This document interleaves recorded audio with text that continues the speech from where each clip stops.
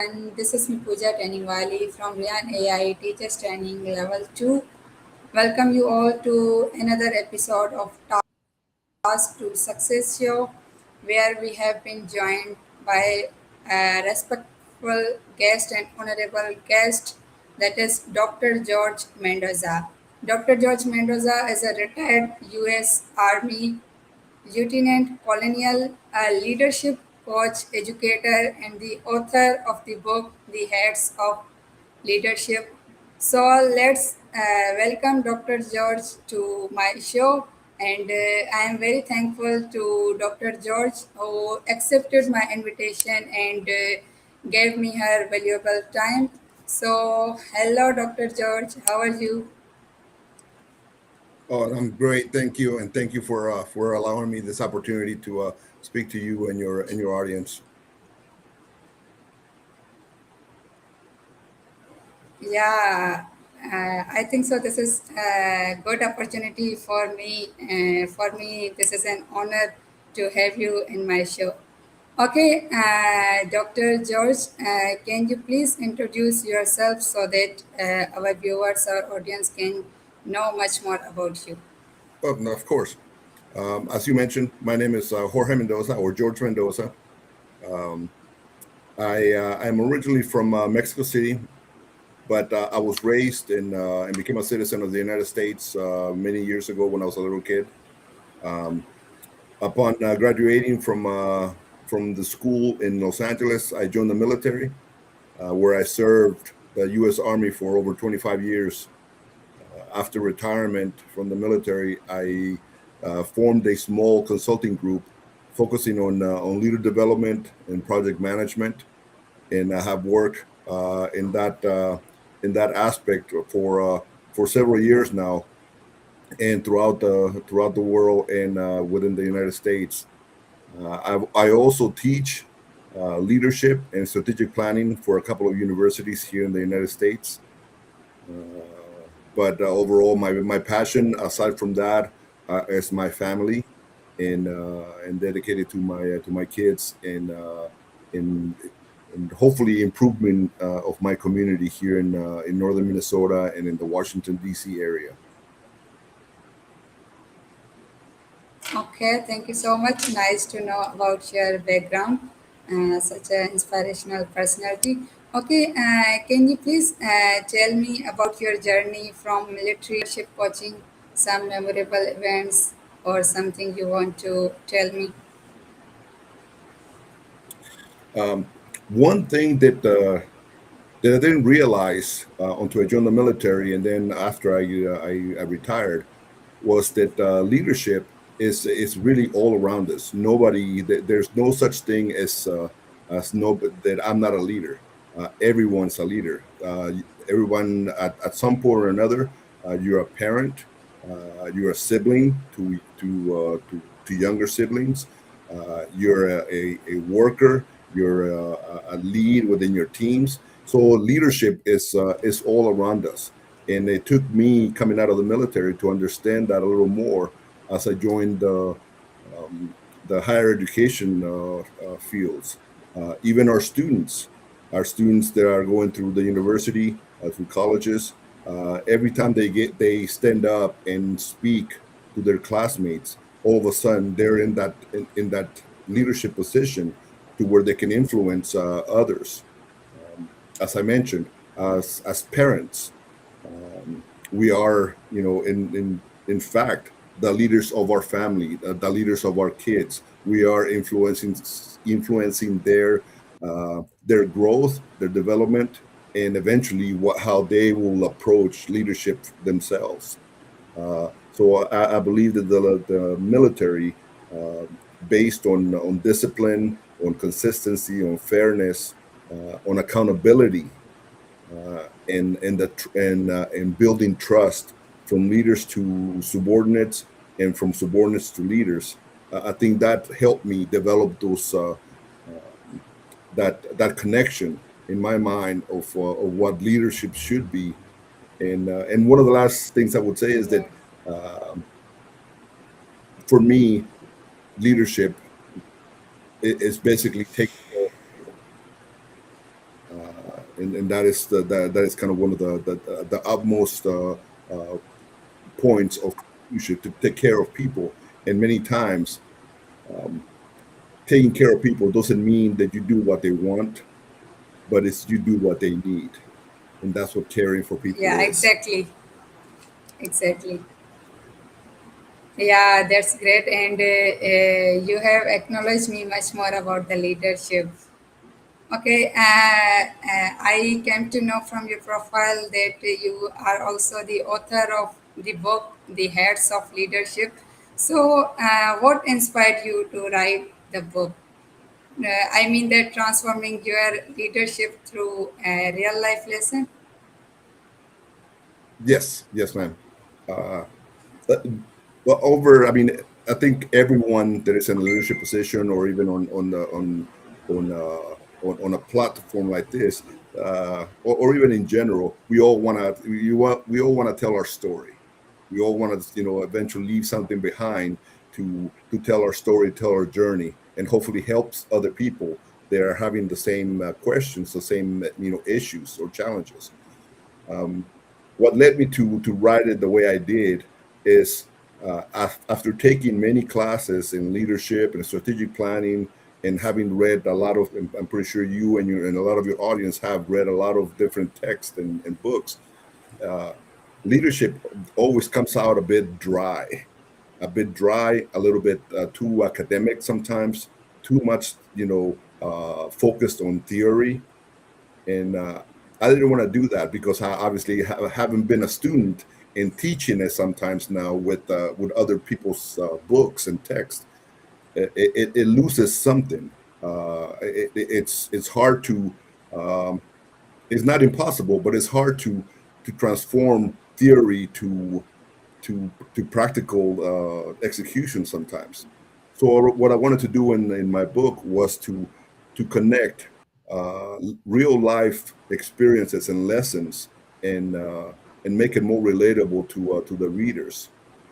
Something that anybody, as I mentioned, whether you're a parent, whether you're a military officer, whether you're a business owner, or a leader in any organization, you can relate to those concepts, and apply them to almost immediately Yeah. to day-to-day events.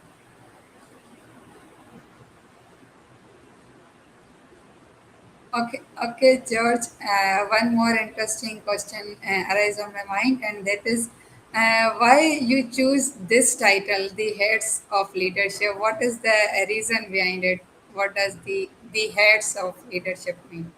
That is a great question. So not a lot of people ask them. My publisher, my editor did ask that question. Um, it's a bit of a long story, but not too long. When I was going through the military, to that point, I had never worn a hat, never. Believe it or not, if you see me without a hat, I'm as I get old and losing my hair, I usually have a big, nice hair, but I never wore a hat. Well, in one of the schools that I went to, Yeah, you that sound great. you're required to shave your head for uh, for um, for hygiene purposes, because you're going to be out in the woods, or you're going to be out in the jungle, in the swamps a lot, so you don't want it to have long hair, so you shave it. Well, I felt off, and so I bought a hat that evening before the training started, when I was out in town. Since then, I have always kind of started wearing hats, and through my career in the military and through my life after, I have equated uh, big events with a certain hat, with a certain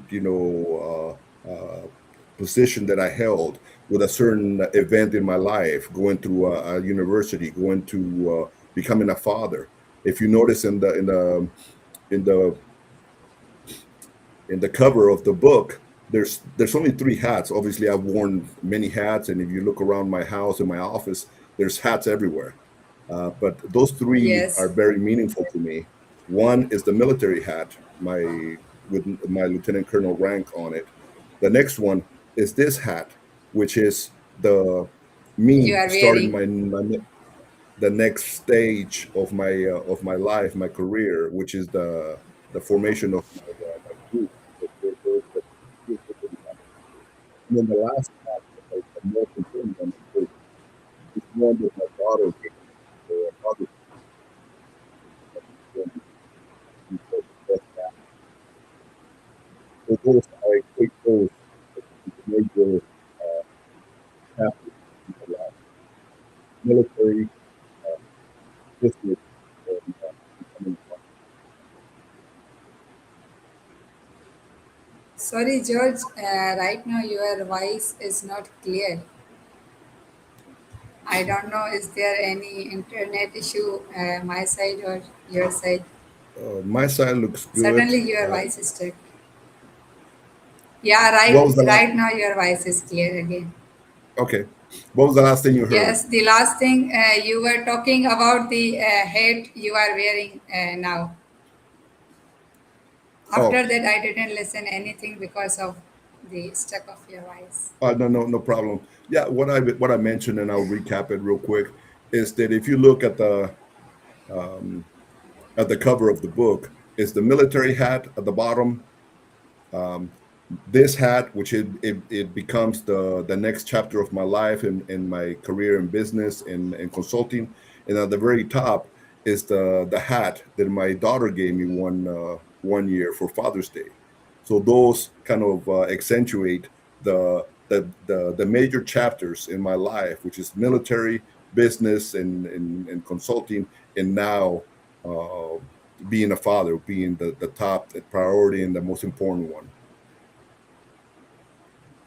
Okay, George. So, as we are talking about the leadership and you have a great experience in this field, so can you please tell me about some important qualities that every effective leader should have or every effective leader should possess? That's again another great question, and I usually base my own approach to my leadership philosophy and my teaching philosophy to four major principles, and that is accountability.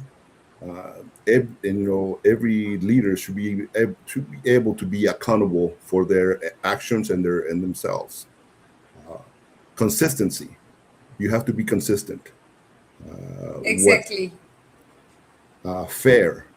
And you have to be fair at everything you do with everybody that you do it with. And probably one of the most important ones, and I call these the legs to the stool or to the chair, and the last one being honest. You have to be honest, even when an honesty um, is not accepted, or even when it hurts.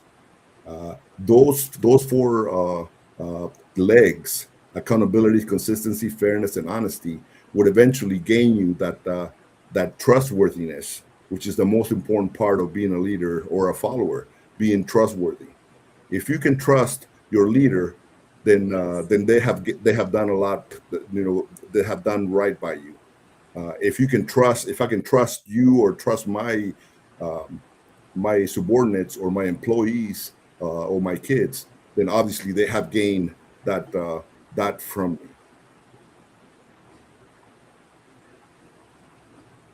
Yeah, I agree with your point. These are the major, we can say, the elements of leadership: honesty, accountability, fairness, and consistency. And trustworthy is also important. Consistency really matters very much. If a leader will not be consistent, then how their team will be consistent? Exactly. Okay, from trustworthy, again, I have another question regarding to this. But I am confused that how can leader build trust within their team, because it is very hard, because you know that this is an era of many people online scam, fraud, and so on, many things. So how can one build up trust within their community? Well, when their community, and it goes back to those four principles. You got to be accountable. Uh, if I do something wrong, if I make a wrong choice, a wrong decision, I have to come forward to my employees, to my community, and say, you know Yeah. what, uh, I was incorrect to do this, and be honest about it. That's not only being honest, but that's also being accountable, uh, being consistent, like as you mentioned. If I do something, you know, for Yeah. you today, I should be able to do the same thing for somebody else tomorrow. You know, and being fair. One of the best examples I have about being fair is usually, unfortunately, it comes um, with not punishment, but being, but holding somebody else accountable. If I have to fire somebody because they didn't do their job, that is the standard. I should be able to fire somebody even if I like them more, even if they're my relative. I should be able to do the same, hold them accountable and fire them too. That is being fair. If you do those four, you know, consistently and across the board, then the community, they might not always agree with you. Uh, your employees might not always agree with you. They might not always like what you're doing, but they will trust the fact that they know what to expect from you. By being trustworthy, that means that you have set an expectation, so they know that if I do not do my job, I will get fired. If I do something wrong, I will get fired. If I do something great, I will get recognized for it and rewarded, because I trust that Jorge, that my leader is looking and is playing always by those consistent rules. Yeah, now I get your point and everything clear to me about all these principles, consistency, trustworthy, the way you try to teach me about this. So I have still have a little confusion about accountability. So can you please tell me about accountability principle and leadership in detail so that I can understand all the parameters of leadership today? Oh, Hugh, I'll try to give you a good example from my time as dean of students at a university or at a college. Uh, Accountability is not only on ourselves, but holding somebody accountable is, for example, um, we are, and you probably have dealt with this at some point.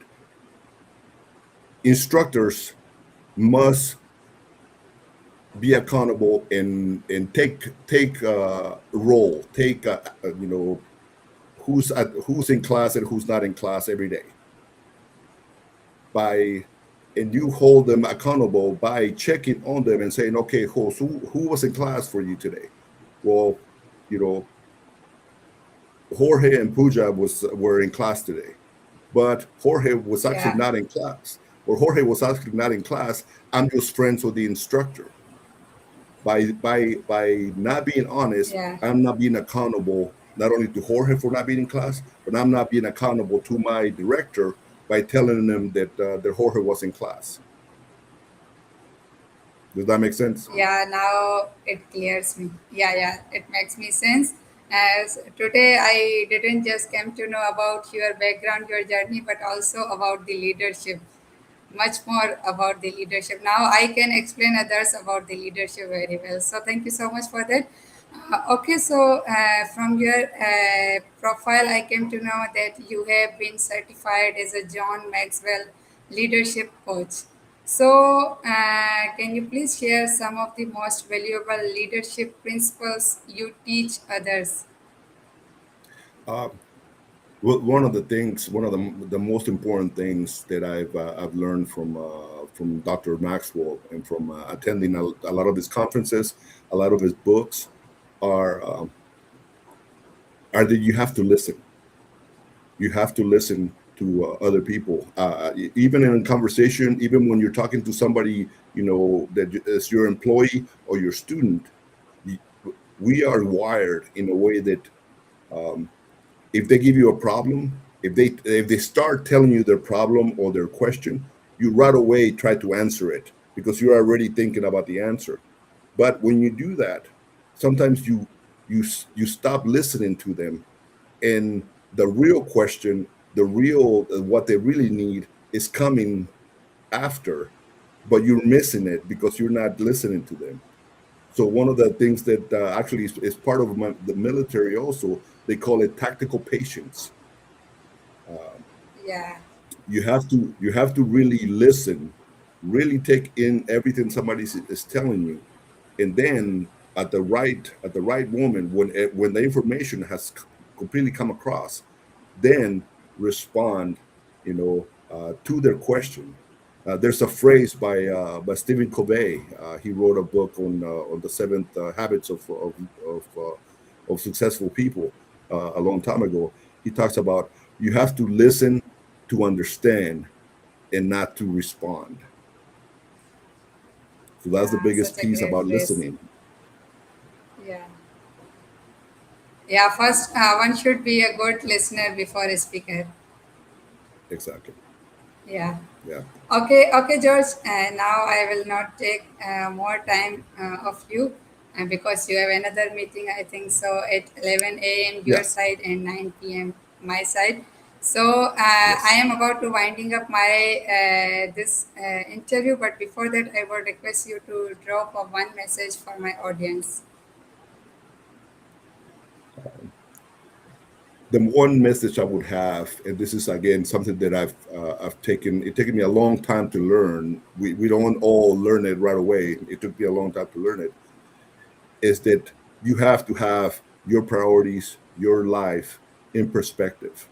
Uh, at the very end of everything, at the very end of every day, you have to understand what your priorities are. Uh, and money cannot be it. Fame cannot be it.